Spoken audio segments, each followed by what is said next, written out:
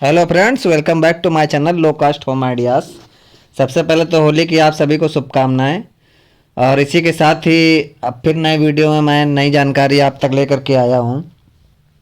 जैसा कि मेरे बेसमेंट वाले वीडियो को आप सबने बहुत ही अच्छा प्यार दिया, उसी को लेकर के उसी टॉपिक को लेकर के एक वीडियो फिर से मैं आज तैयार कर रहा हूं, जो कि कई लोगों के मेरे पास कमेंट आए हुए थे, जो कि लोगों ने मुझसे इस बारे में जानकारी मांगी थी कि सर सभी चीज़ें तो आपके बेसमेंट में मालूम चल गई मुझे, लेकिन कुछ अभी ऐसे टॉपिक हैं जो काफ़ी दुविधाजनक हैं और लोगों को समझ में नहीं आ रहे हैं। तो सबसे पहली बात तो इसमें ये थी कि एक लोगों ने कमेंट किया था कि सर जैसे आपने तो बताया कि खुदाई इतनी करानी है, कैसे करानी है, और ऐसे डंपर में मिट्टी आपकी चली जाएगी, लेकिन सर जैसे हमको अगर जानकारी चाहिए कि मेरे बेसमेंट में कुल कितनी मिट्टी निकलने वाली है, तो ध्यान से सुनिएगा कि ये सवाल था सबसे पहला कि यदि हम बेसमेंट खुदवाने जा रहे हैं तो टोटली उसमें कितनी मिट्टी निकलेगी, यानी कि मुझे कैसे अंदाज़ा लगेगा कि मेरे जो मकान है जो बेसमेंट में बनवाने जा रहा हूँ उसमें कितनी मिट्टी निकलेगी और कितना मुझे खुदाई करानी है और कितने डंपर हमारी मिट्टी निकलेगी और उसको किस तरीके से हमको किसको मिट्टी देनी, कैसे हटानी है और किस तरीके से मुझे खुदाई करानी है। इन सारे बिंदुओं पर गौर करके मैंने एक ये फिर से वीडियो बेसमेंट का तैयार करके आपके पास तक लेके आया हूँ। आई होप कि मेरे बेसमेंट के पिछले वीडियो के तरीके ही मुझे इस वीडियो में भी प्यार मिलेगा। तो चलिए अब स्टार्ट करते हैं और बताते हैं आपको किस तरीके से बेसमेंट में आपको खुदाई करानी है।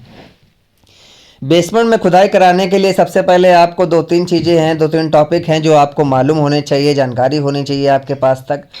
सबसे पहली चीज़ है कि यदि आपके अगल बगल किसी का मकान बना हुआ है और तब आपको बेसमेंट खुदवाना है, तो एक काम आपको करना है कि सबसे पहले एक तरफ की लाइन आप खुदवा लीजिए और उसकी पूरी फिलिंग कर लीजिए। आरसीसी वॉल हुआ, कॉलम हुआ, स्ट्रक्चर जितना भी है वो आप कंप्लीट कर लीजिए। उसके बाद दूसरी साइड, उसके बाद तीसरी साइड, उसके बाद चौथी साइड। इस तरीके से जब आप 3 साइड कंप्लीट कर लेंगे, फिर बेसमेंट के अंदर की पूरी मिट्टी आप निकाल करके सामने की अपनी वॉल आरसीसी खींच सकते हैं। पहला बिंदु तो ये हो गया।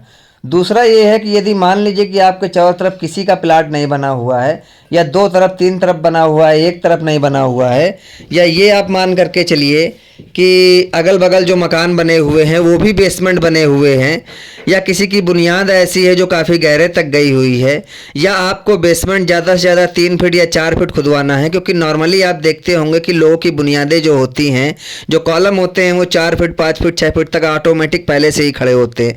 तो इतना अगर आपको बेसमेंट खोदना है, बाकी 3 फीट 4 फीट आप जो है अपने रोड लेवल से ऊंचा कर लें और 5-6 फीट गहराई ले लें, तो आपको किसी भी डर की ज़रूरत नहीं है, आप आसानी से पूरे बेसमेंट की खुदाई कर सकते हैं।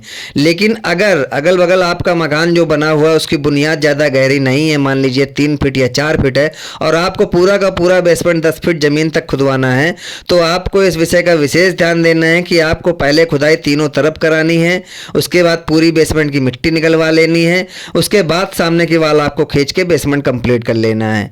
और यदि आप जो मैंने आपको बातें बताई वैसा आपके साथ होता है, अगल बगल आपके मकान ऐसे हैं जो मजबूत है, काफ़ी गहराई से नींव की गई है, या आपको बेसमेंट की हाइट ज़्यादा से ज़्यादा 6 फीट खुदवानी है, बाकी 4 फीट आप रोड लेवल से ऊपर लेना चाहते हैं, तो आप ऐसा कर सकते हैं कि पूरे बेसमेंट की सबसे पहले आप खुदाई करा लीजिए। अब खुदाई कैसे करानी वो भी समझिए।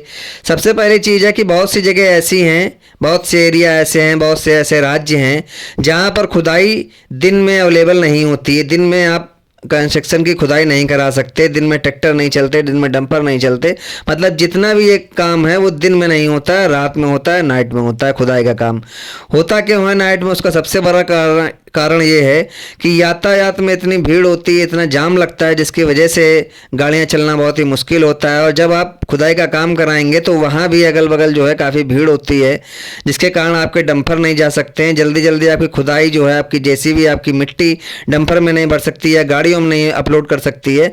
तो इन्हीं सब कारणों को देखते हुए जो है रात में खुदाई की जाती है, ताकि रोड बढ़िया रहती है और आसानी से आपकी खुदाई हो जाती है, कोई दिक्कत का सामना आपको नहीं होता है। अब एक चीज़ ये है कि यूपी में जो आपकी जो मान लीजिए कानपुर हुआ, लखनऊ हुआ, रायबरेली, इस एरियो में जो खुदाई होती है बेसमेंट में, उसमें आपको कुछ भी नहीं देना होता है। खुदाई करने के बाद मिट्टी जो होती है, अगर पेवर मिट्टी है तो वो आपका खुदाई वाला व्यक्ति लेकर के चला जाता है, जो कि आपकी खुदाई आपके बेसमेंट की करता है। वो आपकी मिट्टी लेकर के चला जाएगा, आपको कुछ भी बाकी नहीं देना है। और यदि आपका मलमा निकलता है तो आपका पर डाली या पर डंपर के हिसाब से जो आपका उसका रेट तय हो जाएगा वो आपको उसको देना है और उसी के अकॉर्डिंग बात करनी है। अब चलिए बात करते हैं कि कैसे हमें अनुमान लगाना है कि कितनी मिट्टी है मेरे यहाँ जो मैं खुदाई करा रहा हूँ, जितना मैं बेसमेंट बनवा रहा हूँ उसमें लमसम कितनी मिट्टी होनी चाहिए। एक अनुमानित ये हो कि हाँ भाई 4 डंपर है या 5 डंपर है या 6 डंपर है या मलमा हमारा इतना है, तो उसी के अकॉर्डिंग आप अपना पूरा कॉन्ट्रैक्ट तय कर लीजिए अपनी खुदाई का। तो चलिए मैं आपको बताता हूँ किस हिसाब से आपको इसका अनुमान लगाना है। तो वही अनुमान है जैसा कि मैंने अपने पिछले वीडियो में आपको बताया था कि जब आपकी कोई टॉली मोरंग की आती है, डंपर मोरंग का आता है, तो उसकी कैसे आप हाइट निकालते हैं, कैसे लंबाई गुणे चौड़ाई गुणे ऊंचाई करके आप उसका पूरा क्यूबिक फीट में एरिया निकाल लेते हैं। सेम वही प्रोसेस आपको बेसमेंट में भी लागू करना है। बेसमेंट की आपकी जितने में आपको बेसमेंट कराना है उसकी कितनी लंबाई है, कितनी चौड़ाई है और कितना गहरा आपको बेसमेंट कराना है, ये तीनों चीज़ें जब आप निकाल लेंगे तो आपस में इनका जो है कैलकुलेशन कर लेंगे। लंबाई इंटू चौड़ाई इंटू ऊंचाई, आपका जो भी क्यूबिक फीट एरिया निकलेगा उतनी आपकी मिट्टी निकलेगी। इसके बाद आप डंपर की क्यूबिक फीट एरिया नाप लेंगे कि एक डंपर में कितना क्यूबिक फीट एरिया आ रहा है, उसी के अकॉर्डिंग आपकी मिट्टी की नाप निकल आएगी कितनी मिट्टी आपको निकलवानी है। एक चीज़ आप और याद रखिए, जो मिट्टी आप खुदवाते हैं वो मिट्टी आपकी नपी हुई मिट्टी से ज़्यादा होगी। जब भी फैली हुई मिट्टी होती है तो उसका एरिया ज़्यादा कवर करती है और जो मिट्टी ज़मीन के अंदर होती है वो एरिया कम कवर करती है। इसके अलावा आपको एक चीज़ पर और गौर करना है कि मान लीजिए यदि आपको अपने बेसमेंट की हाइट 10 फीट रखनी है और यदि आप प्लेन फर्श बनवाना चाहते हैं या राफ्ट बेसमेंट बनवाना चाहते हैं, मैंने राफ्ट और प्लेन बेसमेंट का दोनों का वीडियो एक डाल रखा है, वो भी मैं अपने लिंक में डिस्क्रिप्शन में आपको दे दूंगा जिससे कि आपको समझ में आ जाएगा। मैं अगर इस वीडियो में उसके बारे में बताऊंगा तो काफ़ी लेंदी हो जाए, काफ़ी बड़ा वीडियो बन के तैयार होगा जो कि शायद आपको अच्छा ना लगे या आप पसंद ना करें इतना टाइम देने के लिए। तो मैं शॉर्ट में आपको बता रहा हूँ कि यदि राफ्ट बेसमेंट होगा तो यदि 10 फीट आप हाइट रख रहे हैं तो आपको 11 फीट 12 फीट 11 फीट 11.5 फीट खुदाई आपको करानी है।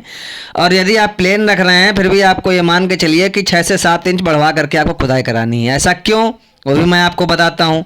कम से कम 3 से 4 इंची आपको पीसीसी करानी पड़ेगी और पीसीसी कराने के बाद उसके ऊपर आप जो है आराम से प्लेन सरिया बांध करके और उस पर आप जाल बिछा करके आरसीसी की कास्टिंग करा सकते हैं। ये प्लेन प्रोसेस हुआ।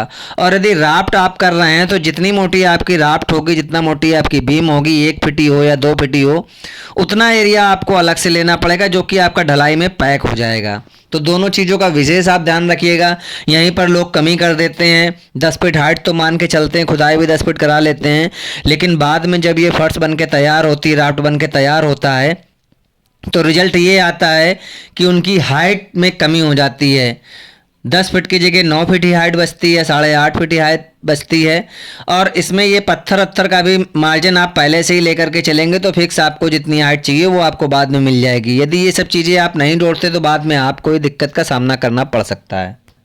इसके अलावा दोस्तों, यदि जिस जगह आप बेसमेंट करा रहे हैं वहाँ पर रोड आपकी चौड़ी है या आपके पास अलग से कोई प्लाट पड़ा हुआ है और आपके यहाँ जगह कम है, तो आप उसको जो है डंप करवा सकते हैं, अपनी मिट्टी को निकलवा करके अपने दूसरे प्लाट में भी डंप करा सकते हैं। यदि मान लीजिए रोड लेवल से आपको वो प्लाट ऊंचा बनाना तो मिट्टी आपकी वहीं काम आ जाएगी। या बहुत सी चीज़ें हैं, डंप करा के आप बाद में उसको सेल कर सकते हैं, हटा सकते हैं। क्योंकि हो सकता है कि आपको ये मिट्टी जिस तरह मैं बता रहा हूँ इस तरह कोई आपको आपके एरिया में ना मिले जो कि आपकी मिट्टी ले जाए। तो इन सब चीज़ों के लिए आप उस मिट्टी को इकट्ठा कर सकते हैं, एकत्रित करा के बाद में हटा सकते हैं।